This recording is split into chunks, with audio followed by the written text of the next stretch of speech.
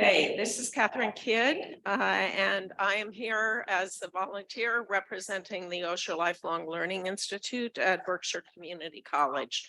Welcome to this lecture. Oh, sorry, Judith wants me to move so you can see me.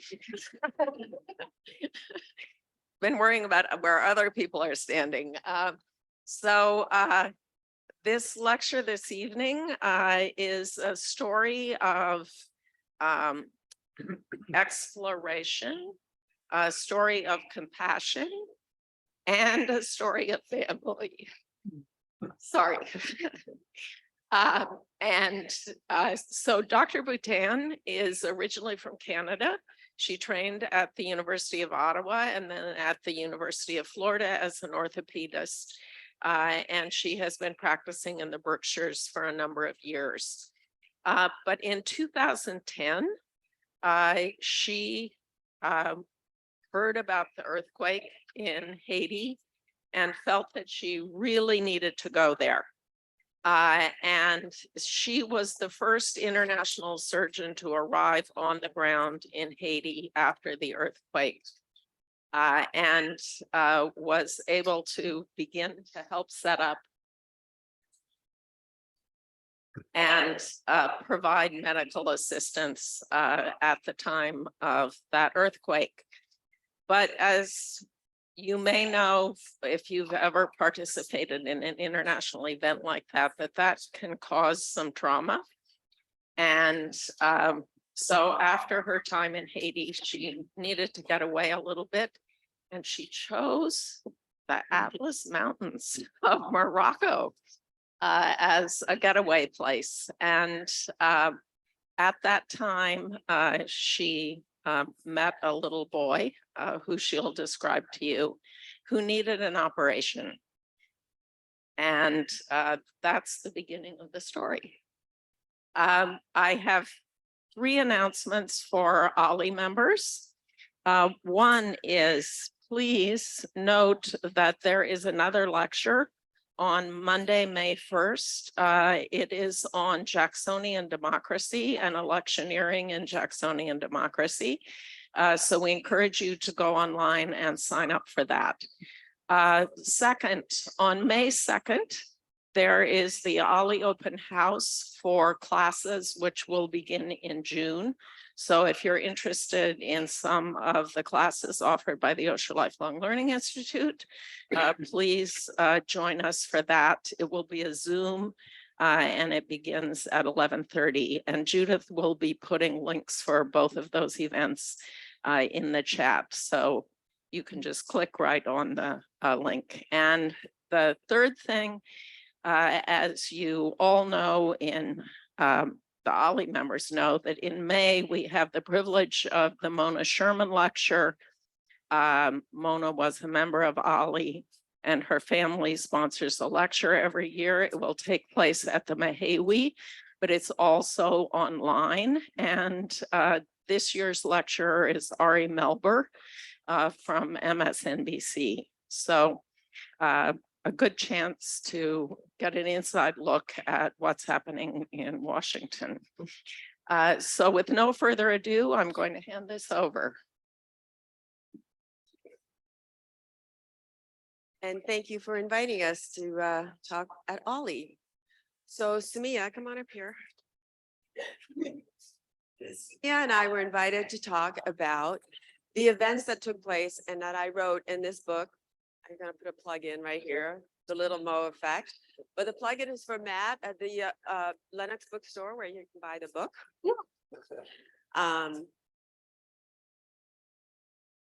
The series of events that took place that started in this book started over 12, almost 13 years ago. And it was before the earthquake. The earthquake was one of the turning points, but it started before that. I was in a difficult situation, even though, I trained for years to be an orthopedic surgeon. I loved what I do and what I did. I loved surgery. This was my happy place. Surgery was a little bit like, to me, you walked in there and you forgot about every problem you ever had. because you had to focus, you had to hyper focus on what you were doing. So everything melted away. By the time you left the operating room, you felt relaxed, which is an odd thing to say when you're cutting somebody open, but that is the effect it had on me. And I trained really hard for that. I was good at it and I loved it. And somehow I couldn't balance everything. I couldn't balance a new marriage, kids, stepkids, full-time work, and I couldn't pull it all together. And over time, it wore me down. And then I started getting some medical stuff. At one point, I broke my back. I broke my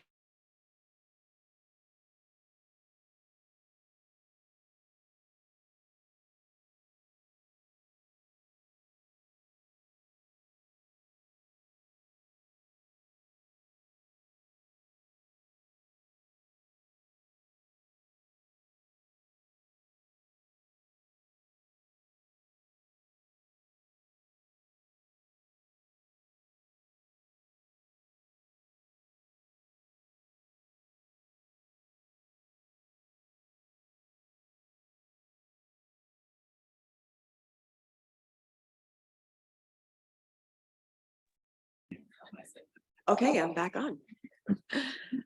So at one point, I had to make a decision, and you can't give up your kids. You don't want to give up your marriage. So what did I give up?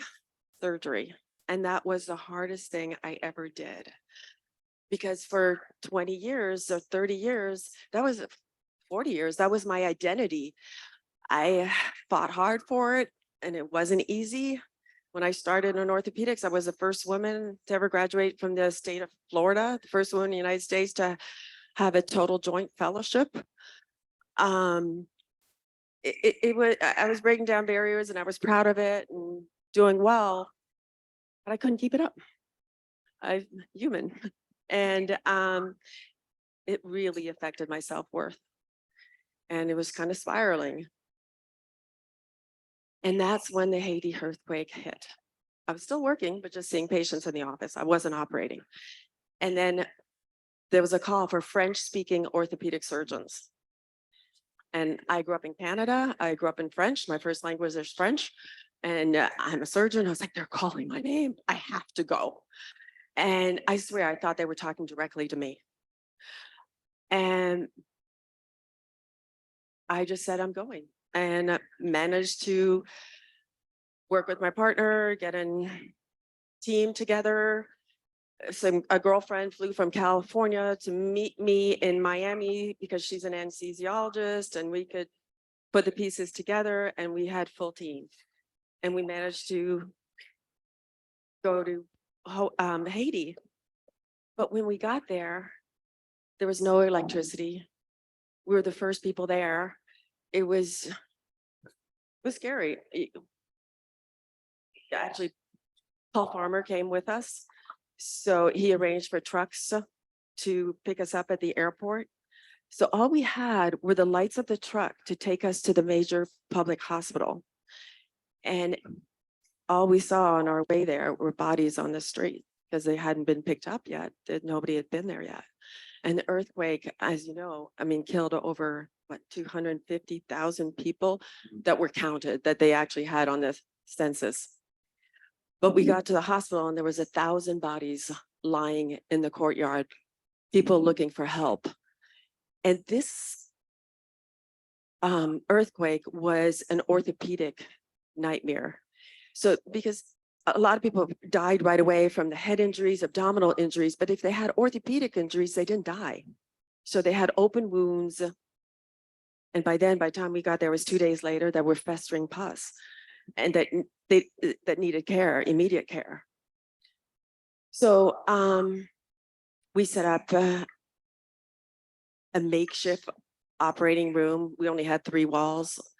I brought a lot of supplies from all the different hospitals that we worked in. So we were pretty well supplied for the first couple of days, but ran out soon.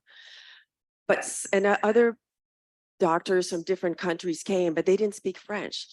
So for some reason, I ended up head of the operating room, making all the decisions as to who was going to have surgery first, what kind of surgery, and who was operating, and what was going to be the post-op care. And so there was a lot of decisions that just somewhat fell on me, probably for two reasons. I do speak French, but I also have a leadership type of personality, and I love that role. I thrived in it when I went back in that position. So we worked there for about 10 days, long days, slept on the floor. They were hard days. They were hard decisions. Came back home, went back one more time. Oh, I have to tell you the story that's interesting. So we go over there, there's open wounds, we operate, and then infected wounds, you have to bring back to the operating room, right? You have to clean the wound, change the dressing, give them more antibiotics. And you usually have to do that every 2 days in order to control the infection. Well, the first 2 days, I'm taking the patients back to the operating room and there's no infection. Like, we didn't give them enough antibiotics. We didn't have enough antibiotics for everybody. I brought a lot of medication, but not enough for all these people. I didn't expect to see this many injuries. But they're not infected. And which was so abnormal, but it turns out that they don't use antibiotics indiscriminately in Haiti. So even like the animals, they don't use to raise animals, they don't use antibiotics. They don't give out antibiotics like we do here. So they didn't have any resistant bugs. They responded to one dose. It was like giving penicillin in the 1960s. There was no resistance. It was amazing. That's why the people did so well after the surgeries or after the injuries that were just festering for days. It was actually a really good feeling. That's an aside. When I came back, at first I felt really proud. I felt so good about the work that I did. But then I started thinking about every decision that I made. Did I make the right decision? Should I have done the other person first? Because some people died. It was a big weight to go over and over all the different things I could have. Did I do the right thing? I mean, at one point there was a woman who was 22 weeks pregnant with twins and she was going into labor. Was I supposed to operate? I haven't done a C-section in 30 years. Those kinds of decisions were weighing on me. And I started having feelings like almost PTSD. I mean, it was too early for PTSD, but it felt like that. I would just start thinking, and then I wouldn't be sleeping at night because I'm thinking about these things. So it was getting really stressful. And my home situation didn't change. I still had, even though I quit surgery, I still had all the pressures at home. Somehow I did better working than not working. So my girlfriends saw me and they saw how I was doing. And they said, you know what, you just got to change everything. You got to take a vacation. You have to get away. And that's when they said, one of them won an auction to go to Morocco in the Atlas Mountains. She goes, you're coming with us. So 4 of us went to Morocco. I'm not using the slides. So maybe I show you a couple of slides. So this is when we first got in at the courtyard, the first night, and I'm using a headlamp. And actually, the people from the Arcadian shop gave me a whole bunch of equipment, including sleeping bag, headlamps, bars. I mean, we couldn't have survived with the equipment that they gave us. And that's the headlamp from Arcadian shop. And I'm trying to assess all these people in the courtyard that need help. These are the good pictures. You can go on. I was so lucky that my dad came with me. We stopped in Miami, and my dad lives in Miami. My dad's an orthopedic surgeon. We worked together for 15 years in Florida when I was there before I came here. And he was the best partner I ever had. He taught me so much, not so much about the surgery, but about how to evaluate patients, how to take care of patients. That intuition he had is great.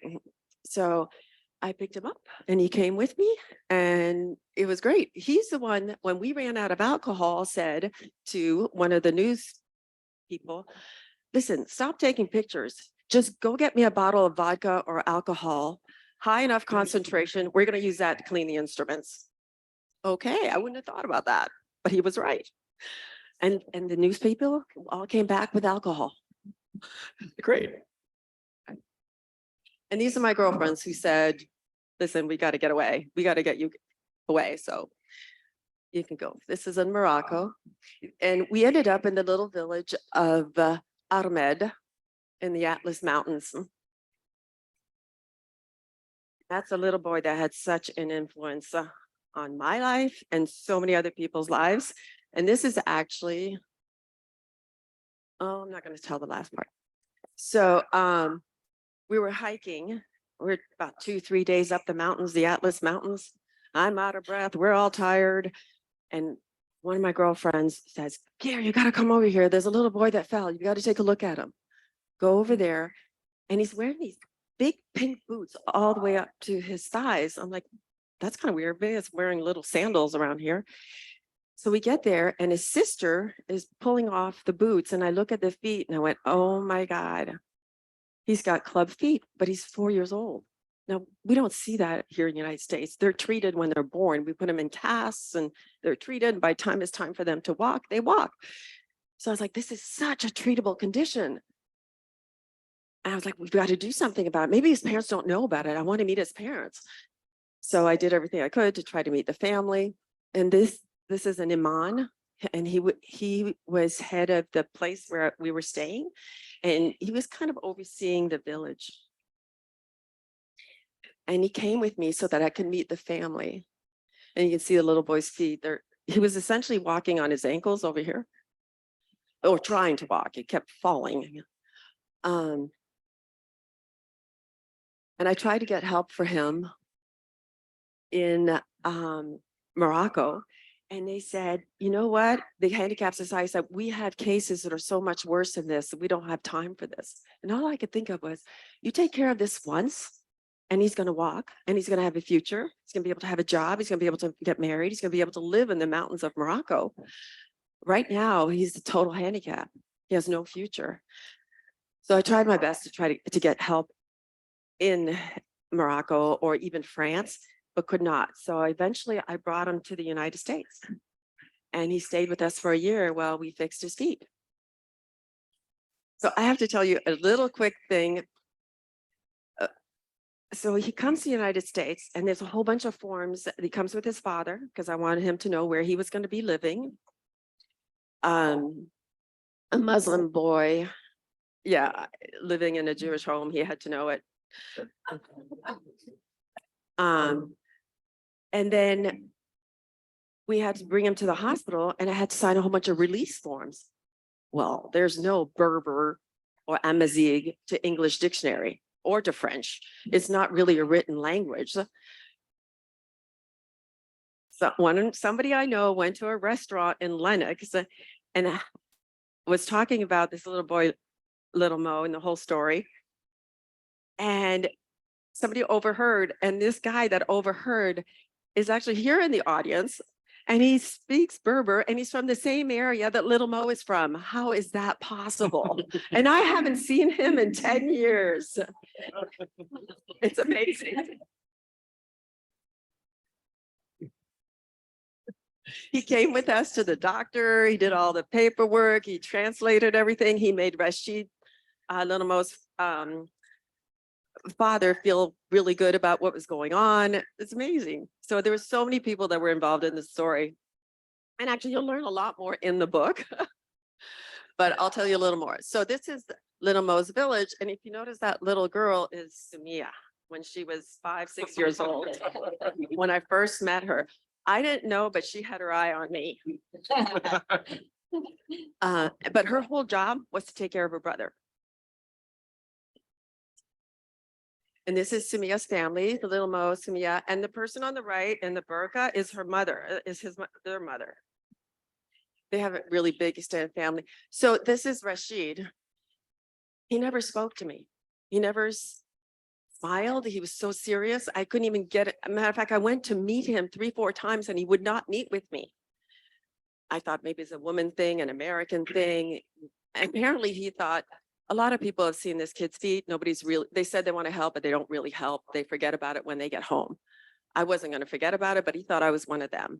The other thing that he thought, and most of the village thought, was that I was going to steal a boy, an American coming to the Atlas Mountains. They were just gonna, and they were, but he said, well, through a translator. Again, I speak French and the imam speaks French, so that was really helpful. But he said, I was willing to lose my son in the hopes that he could walk. I was like, that is pure love. It's amazing that I fell on such a family. I had no intention of keeping him. I already have 2 other kids. But it all worked out. So you can go to the next slide. So he came to the United States, and this is Dr. Dvarik at Shriners. Shriners offered to do the procedure, treat him for free. Every week he needed new cast change. So we literally had to take his feet from which were facing his butt and turn him back to the front and stretch all the skin. If you do the surgery right away without stretching the skin, the feet go right back to the abnormal position. So it took about 8 months of a weekly casting to get his feet straight and then surgery. Go ahead. And it's painful. You see him on those long casts. It was a painful journey, but he had a smile the entire time. It was just amazing. He had a quirk in his eye. You couldn't resist him. There's my son Thor, and there's my daughter's Ace. And go to the next one. Well, I thought he only needed surgery on his feet. Turns out he wasn't eating. Everything I put in front of him, he would move the food around on his plate and he'd play with it. And I was like, what is wrong with him? Does he not like my cooking? My cooking's not great, by the way. And then I noticed he doesn't have any teeth. Okay, he's 4 years old. He should have teeth. So I take him to the dentist. Like, why doesn't he have his teeth? Why haven't they come out yet? He says, wait a minute. It's not that he doesn't have teeth. He had teeth, but they're all rotted away. So he lifted the gum, pinched the gums, and pus started pouring out. So it ended up that he needed an 6-hour surgery on his teeth. They had to cap the ones that he had left. They had to pull out the ones that were bad. Thank goodness it happened with his baby teeth. So that when his real teeth came in, they would look healthy. But he needed some teeth to chew with, so he needed the surgery. As a matter of fact, he started eating everything after those teeth surgery. Yeah, I think it's kind of funny, all these different color casts every week. So he thought he was Spider-Man. And he really thought he could fly. And sometimes he would jump off things, believing he could fly when he couldn't. He had such a spark. You could fall in love with him. Matter of fact, I have another friend here, Dina and Colby, who fell in love with him. Yeah, we did. He thought he could swim too. That's right. He thought he was invincible. So he saw my older 2 kids, Ace and Thor, go to school every day. And he's like, I want to go to school. Why don't I get to go to school? Like, well, wait a minute. So that's another thing that happened is I went to the jewelry store and I told him the story about little Mo. And I said, you know, he has the same name as you do. That was Mohammed Zabian in Lee. He goes, oh, really? Tell me more. So I tell him the story. And I said, and on my way out, he goes, oh, that's really nice. Just keep me updated. So on my way out, I said, can you tell me where one of the schools, you know, I want to take him to school and get him interviewed. He goes, you can't do that. School's already started and that school's booked. You can't do that. I was like, well, I'll go try. He goes, no. Just go home. I'll call you on Monday. Calls me on Monday. He goes, he's registered at St. Mary's School and the school's paid for. Like, what? How can that happen? I mean, there's so many really good things that happen. The people are good. People are great. And there were so many joyful, rewarding events through the whole journey that my whole mood changed for so many reasons, but my attention shifted from my sorrow to him. So sometimes you just need to think about something else and focus on something else, in which he forced me to do. So here he is, a Muslim boy living in a Jewish home, going to St. Mary's School. Okay, so this just shows 3-day picture. And this is halfway through treatment. Look, his feet are looking pretty straight, looking good. All right, go ahead. And this is at the end of his treatment. And that's right before he left. He has such a great voice. He could sing any English song, Christmas songs in tune without understanding one of the words. And now he's apparently the star at his mosque. He sings, he's a singer. But anyway, he went back home and he's doing great. He's on the soccer team and he's going to school and he's brushing his teeth. So things are good.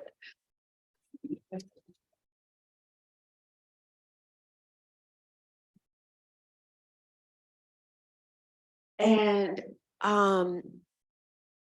he went back home, but I really missed him.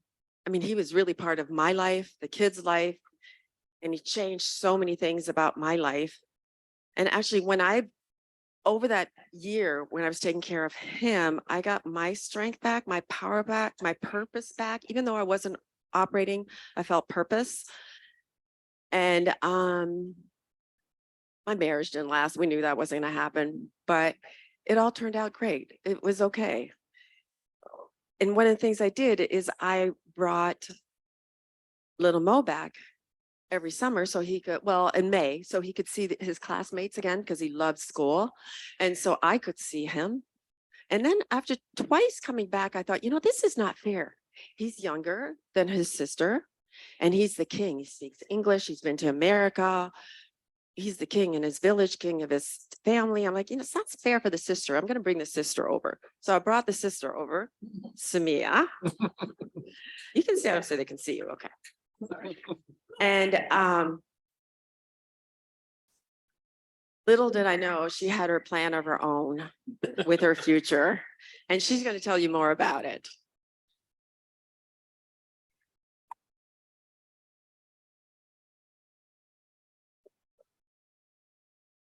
Back for a visit. It was so much fun. So much fun. And that's when he came back with his sister. Go ahead. He went to school and visited. And actually, St. Mary's was so amazing. Yes, they took Muhammad to school and they accepted him in his cast, his wheelchair, everything. Matter of fact, one day they were in school and the kids were playing soccer or something and he couldn't participate. So he decided to go outside on the hill and he would roll down the hill with his cast on. Well, 5 minutes later, all the other kids are on the hill rolling with him. I mean, they were amazing. And when Soumya came, they invited her to the school. So many stories. And you'll see more stories in the book, but it gives me chills to think about all the good people of the Berkshires and how supportive everybody's been. And he even ran a 5K. I mean, Also ran it. yeah. She had a plan of her own.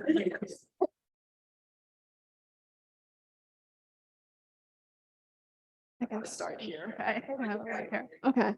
So I'll start with, I guess, the beginning. My first memory, I was about 5 years old when mom came and found my brother. That was actually the first memory, when you have a first childhood memory that you kind of really remember. That was mine. Like I remember the details of the day, which is pretty cool. So growing up there, it was really fun. I played with my friends a lot outside and just chill. And when Muhammad came to the United States, I was the only child. So I got all the attention for the first time. It was great. I was like, you can take her if you want to. Yeah. Okay. Should I sound set? You guys, okay, that's better. But I knew that culturally the girls get married off at about 12 years old since the school goes to only 6th grade. And I knew that that was going to happen, but I was never very comfortable with the idea of getting married off at such a young age. And I think that has a lot to do with meeting mom and knowing that, oh, a woman can be a surgeon. I didn't know she was a surgeon. I just knew she was foot doctor. So I'd go around the village telling people I'm going to be a foot doctor. So it was really interesting.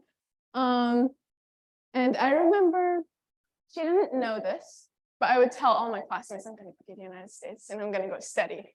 And my parents agreed with me too, a little bit. They also encouraged me to think in that way too.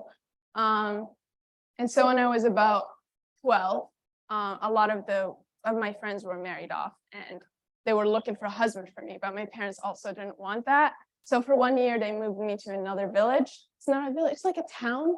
It's called Esni, and it's for secondary school. My parents moved, my dad would live in the village to make money to pay for the rent. And then my mother would live with us in the village so I could go to school. But it wasn't really an environment that I wanted to be in because most of the teachers treated us like the girls didn't really last in school. After 9th grade latest, they would get married off or decide to quit school. And I really didn't like that. And I wanted to come to the United States. And I remember the first time I came visit, because I came visiting a couple times. I just loved the food. I really wanted to come back for the food. Like that was a big thing. Of course, the education, but at 12-year-old me didn't really know that. Didn't know what I wanted in life. So like, I need to go to school. I need to go back to eat Nutella for breakfast. It's just a great opportunity. So I would cry to my parents every day. I was like, I just want to go to the United States.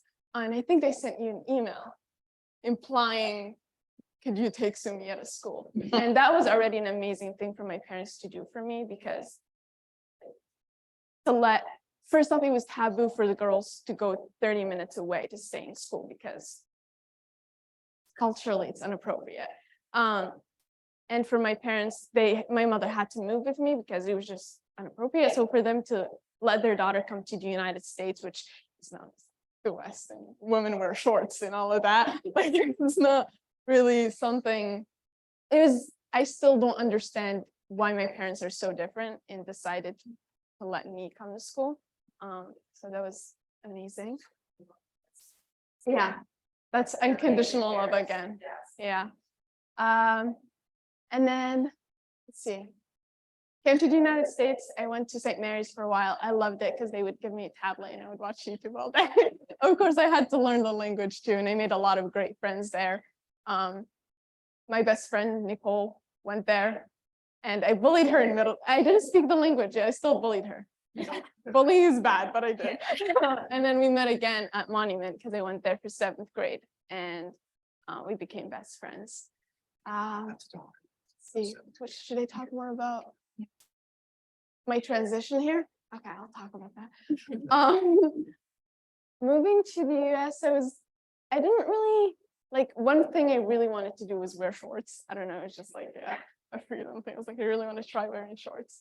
But I also got to do so many cool things. Like my stepfather here would take me kayaking and I learned how to bike, which was very like a guy thing to do in my village. Only one of my cousins, Muna, who was also one of my role models there, was the only girl who biked. So that was amazing. I'll talk about that. I also went to Fire Island. Look at me. I went through a frozen phase. It was great. And I also got to go to protests, which is, you'll learn later, is something I'm very passionate about. When I first started learning English, Mom gave me very specific books, but I'm thankful for that. She would make me, she would read with me Malala, like who was Malala, and who's Rosa Parks, and who's Michelle Obama. So I had really strong role models in my life from the beginning. This one, I believe, was in 2018, and it was my first protest that I ever attended.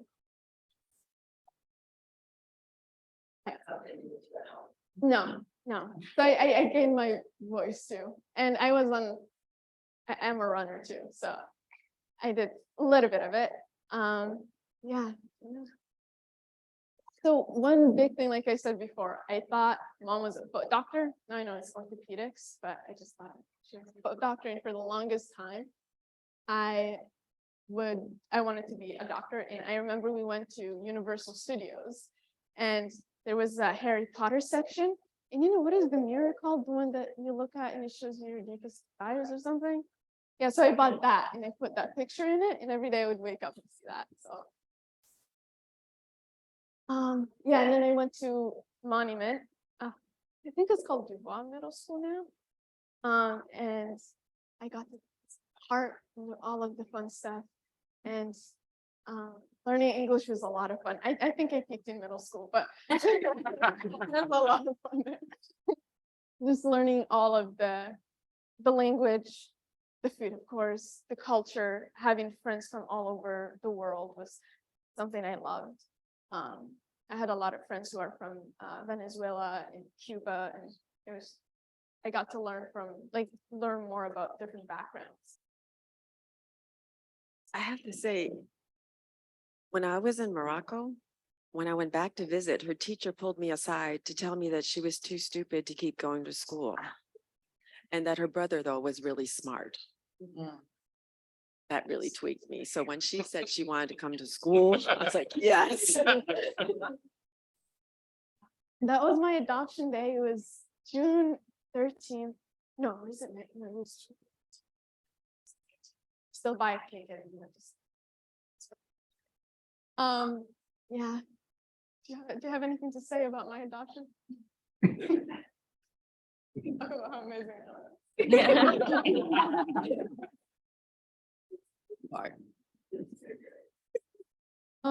And I also learned how to drive. That was a big one for me, because I've never met a woman that drove before. I met Mom. The day that she picked me up from the airport was the first time I ever saw a woman drive. And I didn't know how my parents would react to it, but I remember Mom sent them this picture. They went around showing it to all my cousins. You made me send that picture. A little bit, because I was proud. So getting my driver's license was kind of Second best thing that happened to you. just, I know what, the third, I know that it's a third. I think it's a representation of life that I had, because I would have never dreamt of driving, yet the whole village was fascinated by cars.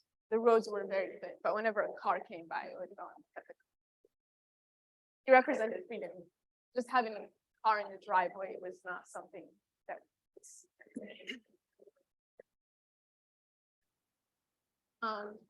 yeah, it represents the American dream. I also became a United States American citizen. Just funny, because I remember the first day Mom found us, I was 5, and they were saying, I didn't know what America was. I only knew Obama. I didn't even know who Obama was. I just knew.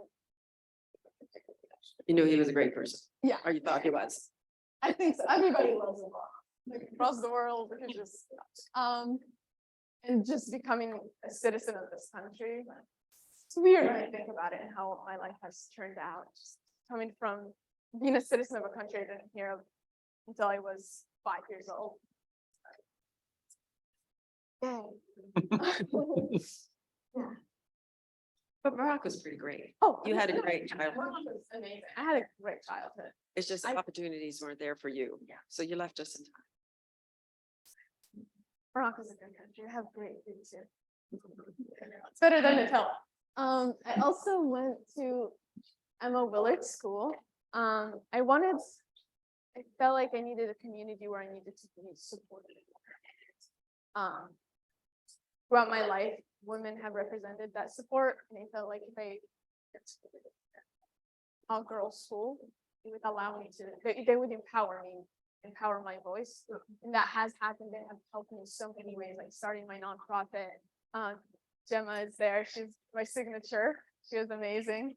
Yeah, it's been great going there. I'm a senior now, and when I graduate, I'm going to go to study political science and public health, and hopefully minor in food science. I gotta put it. I had to put a plug in for Emma Willard. I have seen you blossom since you started over there. I hear your voice louder and louder, and I really appreciate I remember the first day, the first time I came back, since it's a boarding school, the first time I came back to the house, we were at the dinner table. Or like, we could already tell a difference in the way you carry yourself. Just off. You know, on that, you can go the next thing, but I just want to say on that note. So we can finally hear her voice, but you think of, I mean, half the world's population, almost, women's voices are not heard. It's so sad because they have so much to say, at least she does. Talk a lot. Yeah, so at that point, that's actually great. I got lucky to have been able to come here and continue my education, but sadly, just personally, I've known so many of my friends and my cousins have been married off at 12 and younger than. So I think you have to say a little bit about Muna, your greatest disappointment. Muna she's a cousin of mine, and growing up, I just looked up to her so much because she's very strong. Whenever people told her to do something, she wouldn't do it unless she had a good reason to. I admired that about her. She was friends with boys, which was a big no-no. She did really well in school, and she was the first girl in our village that was really close to graduating. She almost made it to 11th grade. That was huge. So almost graduated high school. And I came here and I kept in touch with her, talk a lot. And then one day I got a phone call that she had to quit school and got married off to like a much older man. That already has another wife. Yes, it was difficult for me because she was somebody that I could connect with. Like if I had her to work with, that would have been amazing because I want to show the girls of my village that there is life outside of getting married off at such a young age. You can go to school and make a difference or create a life of your own. But yeah, so Muna was a heartbreaking one. And that was actually the exact day I decided to start Soumya's journey. I was in the car with mom. A lot of big major moments have happened in the car. It's pretty cool. So I was crying about when I'm getting married off. And I wanted to do something. We were talking and we decided that, so of course, took a couple years, that the best way for me to make that difference is that if we built a school in the village, and then the girls could go to school until that would allow them to learn more things. It would be more of a trades education. Yeah, so I started Soumya's journey. Our mission is to secure access to education in Atlas Mountain and bring opportunities to Stop you there.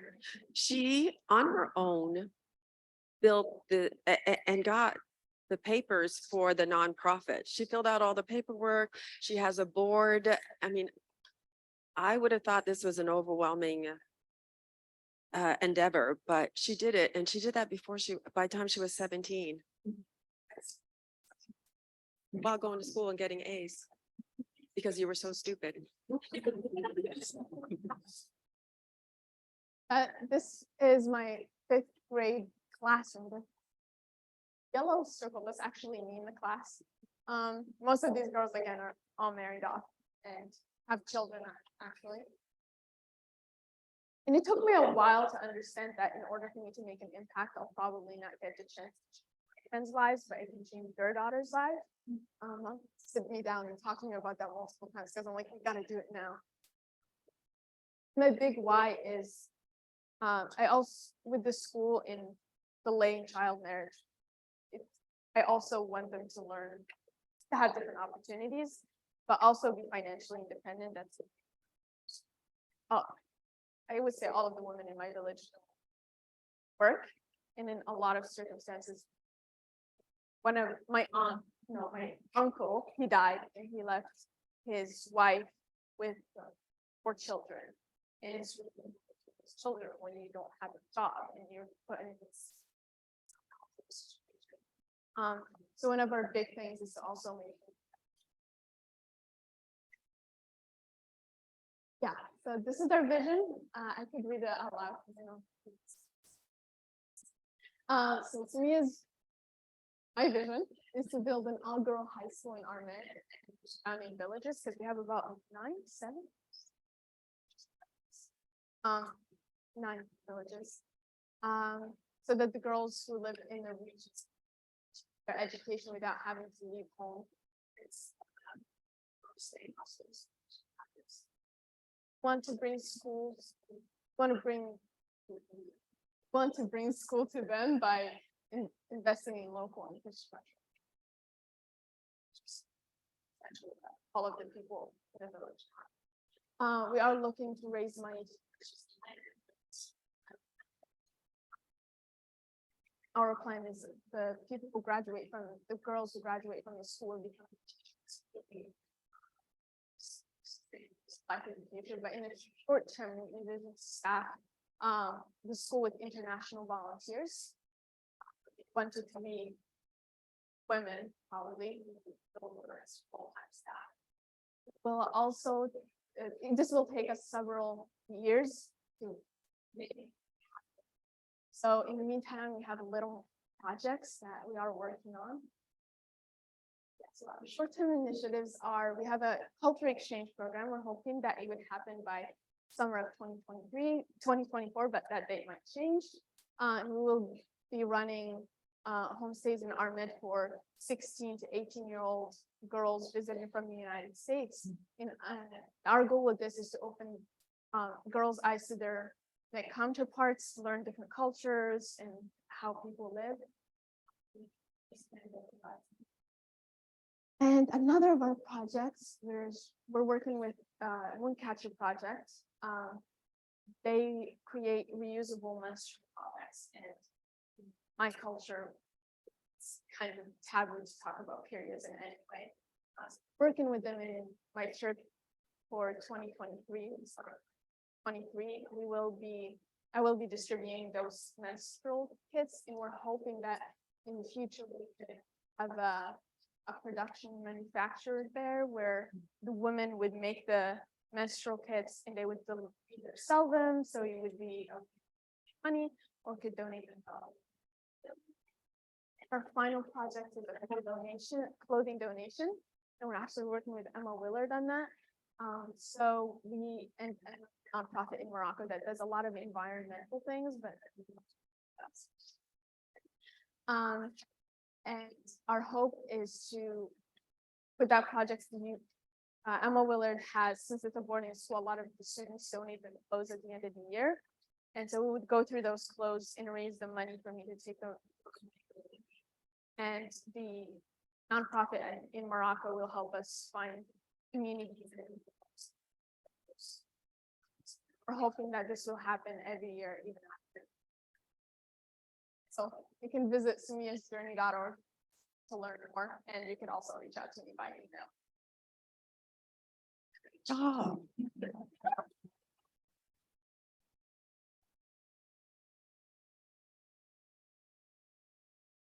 So I think for now, we're going to go for questions. There's some questions from the audience or possibly from the web.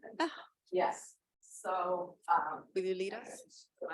second here, Judith is collecting questions through the chat. So for all of those who are on the web, if please feel free to put any questions that you have for Dr. Boutin or for Soumya in the chat. And we also have this wonderful room now, which has mics over the audience. So we're hoping that those of you on Zoom will be able to hear the questions, but we will also ask Soumya and Dr. Boutin to repeat the questions before they answer them. So yes, Judith. And as I ask questions, there's also been a request for Soumya to maybe put the mic out. There's been being terribly consistent. I'll just do Okay. this. Perfect. Oh, yeah, you can Oh, shut that. that works. Okay. So why don't we, want to start? Okay, so there was one question from a while ago about how did you and Mo communicate when he was here? What, did you speak French? Was it, did you in English? So the question is.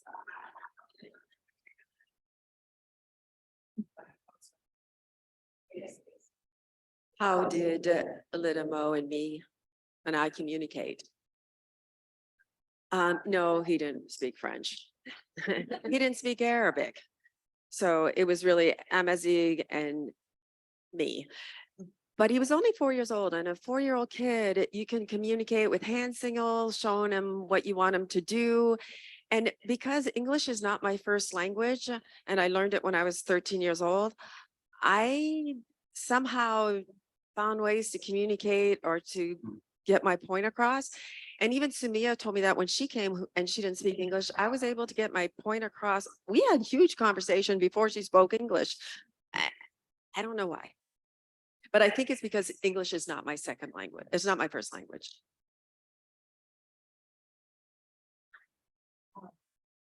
We have a question in the room. Go ahead. Try it and see if it's loud enough. Soumya, when you go back to your village, how do you present yourself? Question is, when I go back to my village, how will I present myself? Well, one big thing for me is when I get back, I don't want them to look at me as an American and not one of them, because I am one of them. So of course, I'll have to get back to the culture and communicate with the language. Even if it's rusty right now, I would need to practice that. There are also other things that I will have a difficult time with, because since I've been living here, a lot of my beliefs have changed. And so I will have to be careful in the way that I communicate with them too. Yeah, the question is, though, are you going to wear a hijab? Are you going to cover your arms? I'm not sure, because one of my big things is that I would like the women to make the choice. And even when you talk to in the religion too, a lot of people argue whether it's you have to or if it's a choice. And personally, I don't really want to, so I'm gonna try not to. But of course, I'm gonna respect the culture in the way, like the clothing that you wear. I can't wear what I wear in the United States, so I also have to respect the culture. One of the things you're going to end up doing is get a feel for it when you get there. And if things are really uncomfortable, if you're not covered, or if you're wearing something too tight, you'll change. Judith has a question. There are a couple of questions from different people online about explaining more about how the adoption came about and how did that change to me your relationship with your both parents and brother? I have encouraged her to keep a relationship with her parents and her brother, and she now has a little sister. They are amazing people, and for parents to let go of their children because they want something better for them, I mean, that's love. They're incredible people, and a lot of people wouldn't have made that choice. I admire them so much. So Mia, when she first got here, I thought, oh, it's no problem. She's going to go to school. We'll get some education papers and I'll be fine. Well, it turns out that it doesn't work that way. And she was actually, we were nervous the first couple of years. Her papers were very thin. And because of the mood with our politics, we were really nervous of her crossing the border because we were afraid they would hold her. So that's why we moved forward with an adoption. And the adoption, even though she was adopted, she was still at high risk. So we applied for her green card, and we weren't getting a response. And finally I said, this is crazy. I actually sued the government because it took so long to, and I think it's because she was coming from a Muslim country. They kind of put things on the back burner. But once you file this mandamus, they have to answer within 2 months. And they did. The day before 2 months, they answered and they gave her green card. So then we were like, oh no, now we have to apply for American citizenship, and it's going to take 15 years because that's the average. So we filled out a whole bunch more new papers and I called a lawyer and I said, well, how long is this going to take? He goes, no. She's under 18 and she's adopted and she has her green card. She's American. We didn't even know. We were so excited. So when I was saying earlier, some of the great things that made her so happy, one of the things was getting her American citizenship. And that just happened in December 2022. So that was a really big deal. So with my relationship with my parents, it didn't really change because even before the adoption, I called mom, even though she wasn't legally my mother. And my mother in Morocco encouraged that because my parents also admire the work she has done. Like she didn't have to help us. She went out of her way to, like, get me out, to help me get an education and help my brother when she doesn't have to.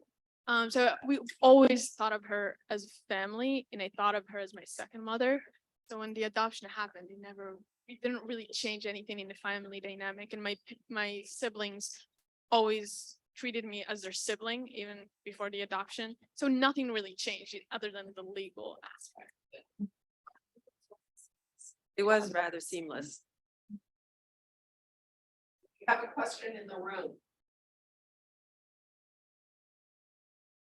Do you currently have a relationship with Mo? Do you guys talk? What's that like? And is he excited for you? Does he want to be here? The question is, do I still have what my relationship is like with Mohammed? We still talk a little bit. He's a little bit jealous that I'm here and he's not. And that's that aspect of it, but he's really excited to see me and we still have a brother and sister relationship. So cry sometimes together and he tells me things that he wouldn't tell my parents. So we definitely still have that relationship. Yeah. And one of the reasons he's not here is there's school for him. He's in school. He's doing great. He's in 10th grade and nobody has a problem with him going to the next town over to go to school, which doesn't apply to the girls.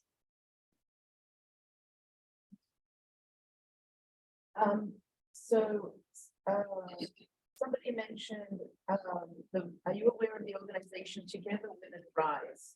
Because they would be interested in your project. That was from Elaine Padilla. And a second question related to that was regarding the clothing that's adopted. What do they need by way of clothing? Should it only be new or can they use gently used clothing? And what's not said but probably implied is where can they deliver it? Yeah. So should I repeat the question? The question about clothing. Clothing. So right now we're still working with the logistics out because it is our first time doing this and it's my first time going back in 5 years.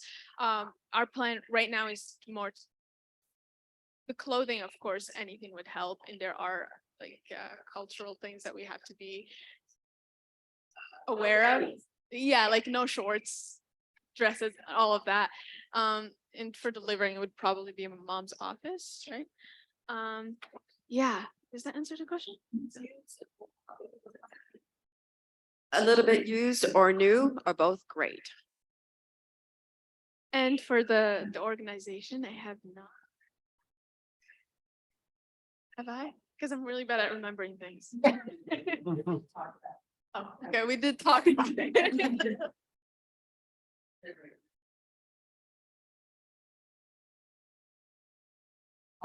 Just a question, a Muslim background, a Jewish family and a Catholic school. How does it affect both of you? She's also atheist. So honest,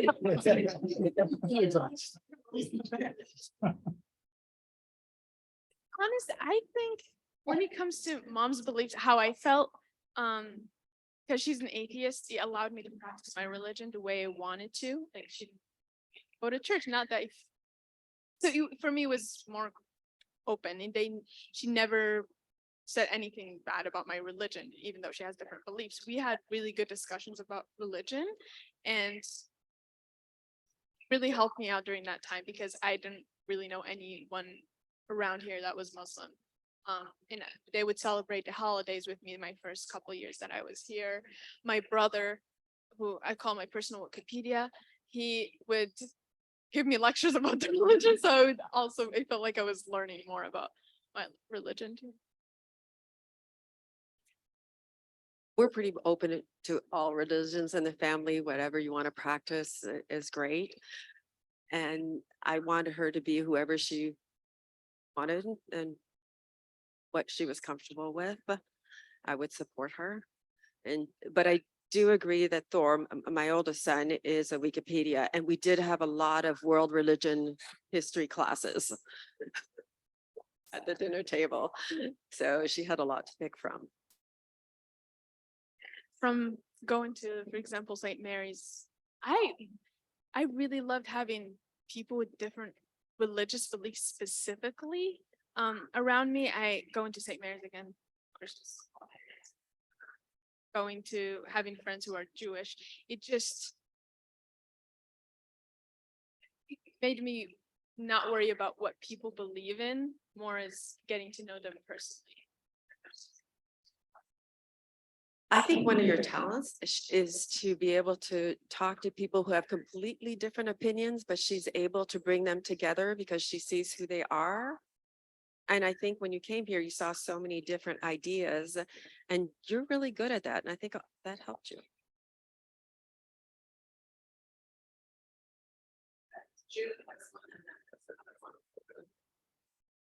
If we're done with the screen share, there was a request from someone online to turn it off so we can see you better. But the question is, would parents allow the girls to go to school when you get the girls' school up and running?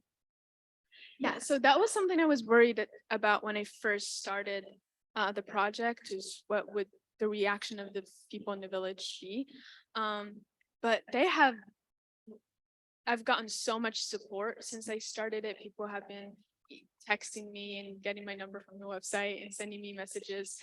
They're also, I've talked to a couple people from the village. We haven't finalized it, but they wanted to give me land to build the school. So it is something that they want to happen.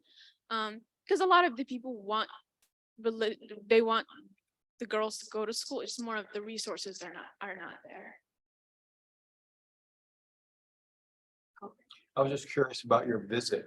Will you be going for an extended period or what's your trip like? And are you going by yourself? Yeah, so the question is the logistics of my trip, how long I'm going to be in Morocco and who I'm going with. So mom is going to be coming with me and I'll be staying there for a month. Mom is going to be staying there for a week. So I think that they'll give me enough time to see my family and spend time with them, but also get back into the culture and start the project, of course.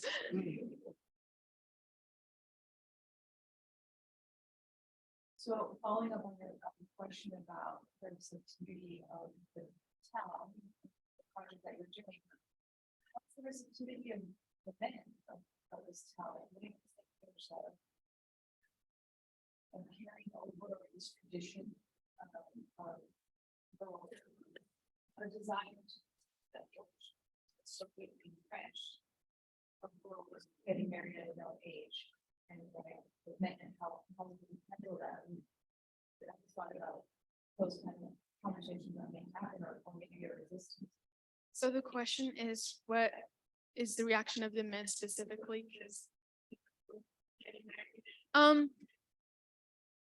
since I haven't been there in person, I don't really know what the reaction is, because of course I'm sure there are groups, but most people that I've communicated for the project are men, and those have support.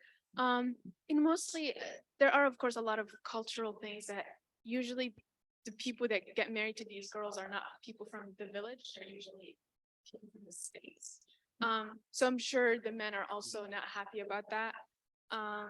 Yes, but that is something I'll have to learn about. And that's why I'm really aware. I'm trying to be aware of the way I present the project. I don't want them to see it as a threat. It's more of giving people the opportunity to go to school. It's going to benefit not just the women, it's also going to benefit everyone. I'm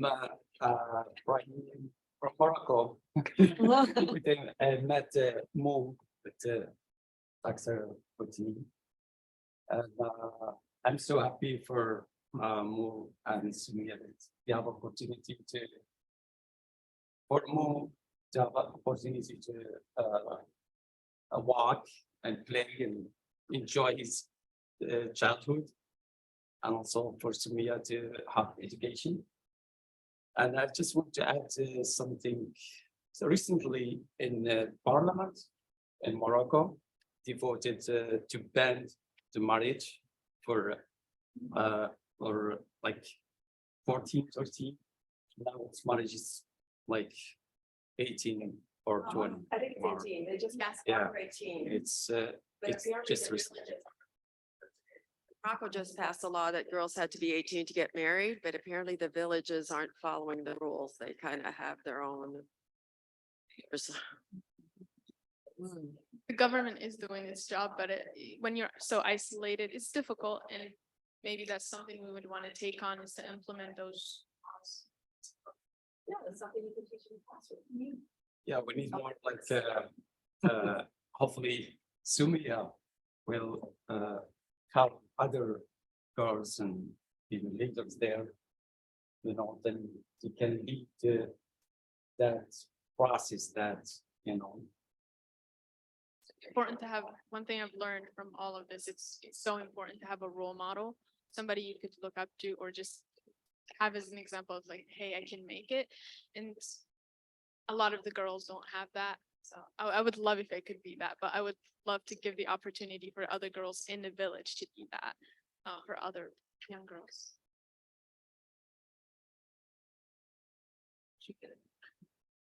Someone was asking you to talk more about the Mooncatcher project.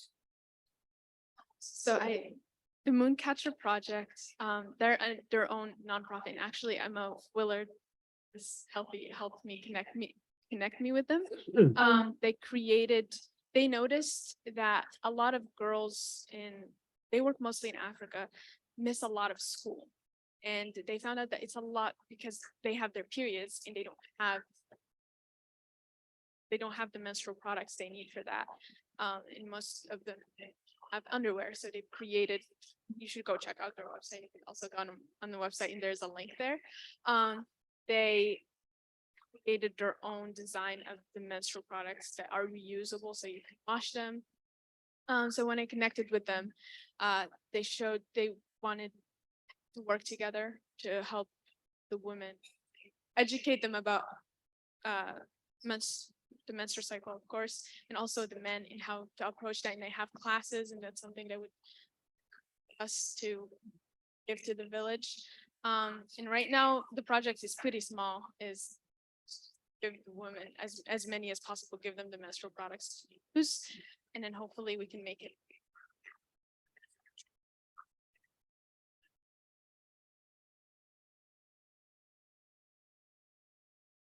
I have a question, it's sort of a light question. So I remember when you first got here and you were talking about washing your hair and what a pain that was, because you would all I remember walk up a hill one day a week, and then everybody bathes together perhaps, and you didn't really brush your hair. I just remember something about that. Well, how's that going to be when you go back for a month?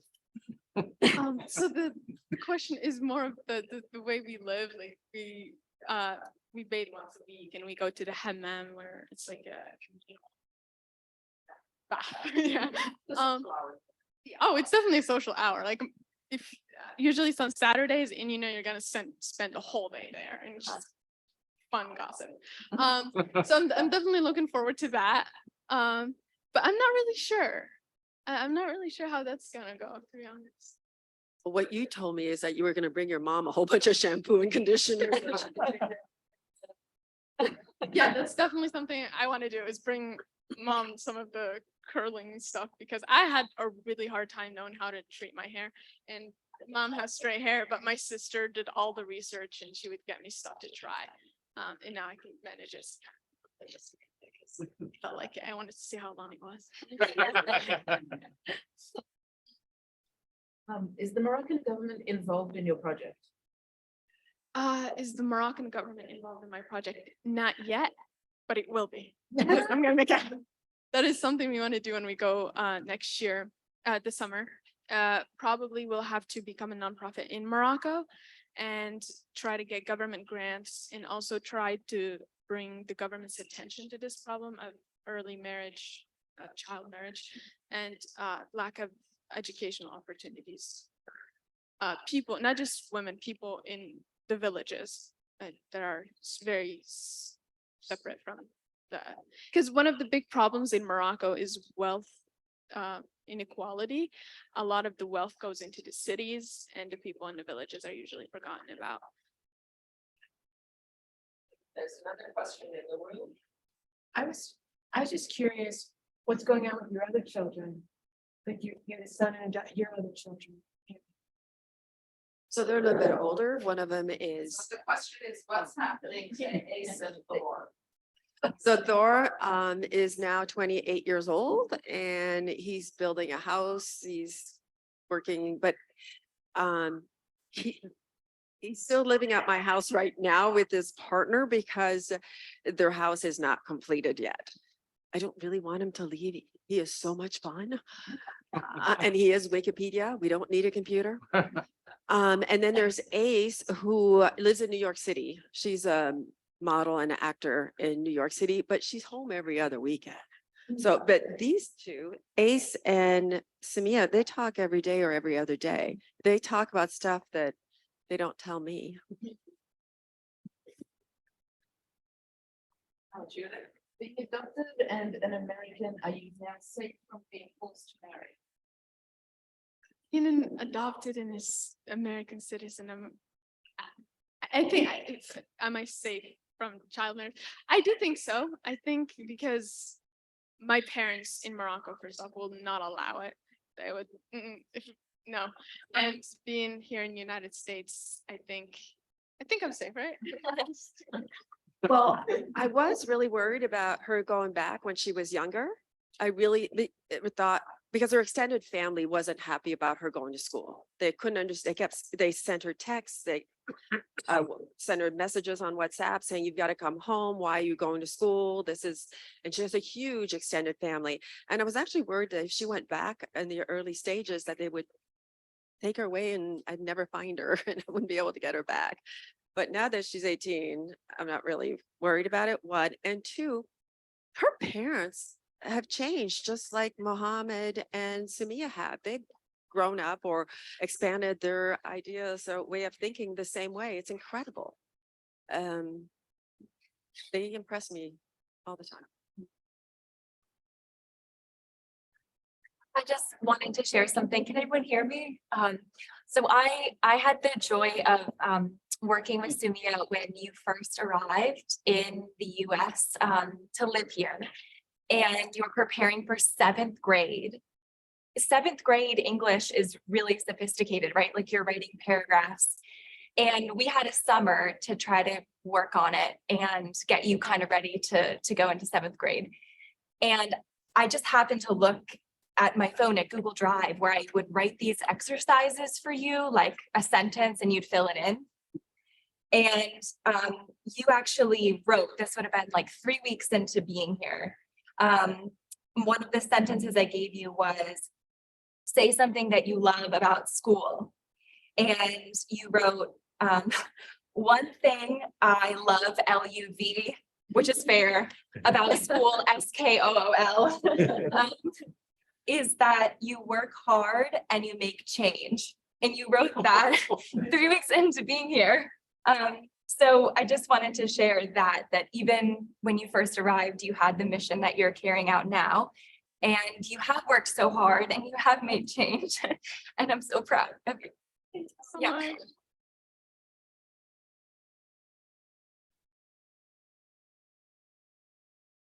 Sometimes I'm still terrible at spelling. It's That's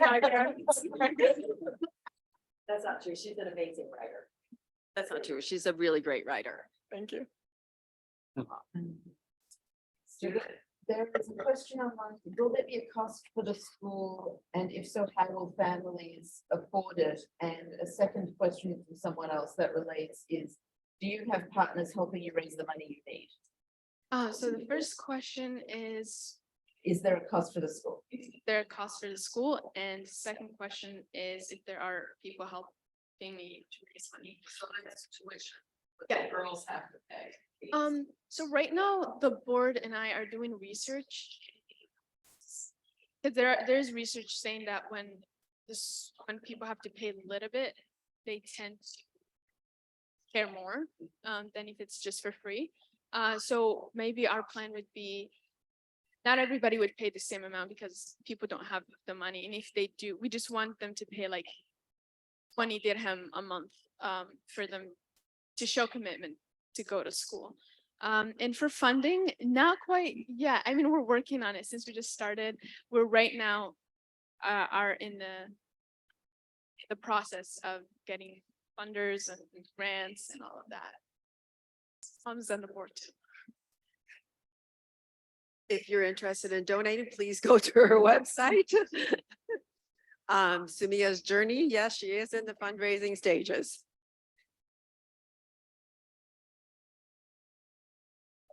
Just to clarify that, it seems like the specifics of the question were, do you have someone helping you to raise money? And I would also say, was that a question saying that somebody would like to help them? I guess that's, you know. Yeah, so we have the board, of course, and we had somebody from Emma Willard come and speak to us about fundraising, and we know a lot of fundraising comes from individual contributions. So right now it's mostly by connections. Like I know this person and I would go and ask, hey, are you interested in donating like $5?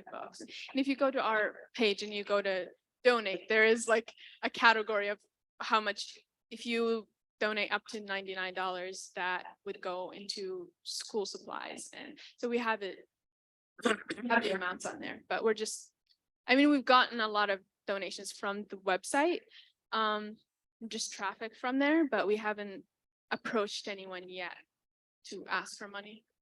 But yeah, it's going to be happening in the next month. Did create an amazing board that's working on it. She has some really good people that know about that. It's just trying to start out. What is the amount that you're looking to raise? So we know we've been doing research, and just to get the school built, having staff and keeping it going in would be, how much did you say? $200,000. So that would be the amount that we need to build a school, have supplies there, and just get it up and going and start teaching. What was the website again? So I can put it in the chat. The website is Soumya's Journey. There's an S after the name. Soumya's Journey. By the way, she's so impressive. She leads all these board meetings and she's so prepared and she has great presentation. If anybody wants to hear the presentation for donations, she's awesome. By the way, I know we're coming to closing. We're getting close to the end. There are some books here. Matt, if anybody wants a book or wants to buy a book, Matt from the Atlantic Bookstore is here with. And oh, I need to tell you, all the proceeds from the book go to Soumya's Journey.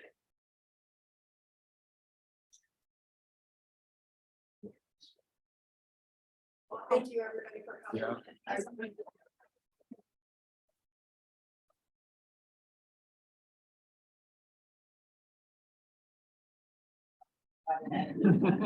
Okay, thank you very much to Dr. Boutin and to Soumya for sharing this story. And just a reminder for OLLI members, Monday, a lecture on Jacksonian democracy, which might be an oxymoron. You can decide that. Again, Tuesday, the open house at 11:30 on Zoom. Please go to the website and sign up. And for OLLI members, you have first choice for the lecture with Ari Melber at the Mehewi for tickets, but after May 10th, tickets will go to the public. So if you're an OLLI member and want to attend that event, please go to the website and get your reservation for your ticket now. Anything else from the Ollie staff? Okay, thank you so much. That's great.